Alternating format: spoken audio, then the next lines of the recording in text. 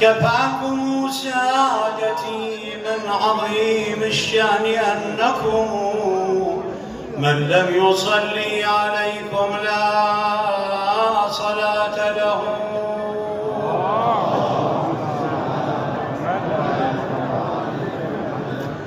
اللهم ببابك وقفت وبفنائك نزلت ولرحمتك تعرضت وبحبلك اعتصمت ولوليك صلواتك عليه توسلت.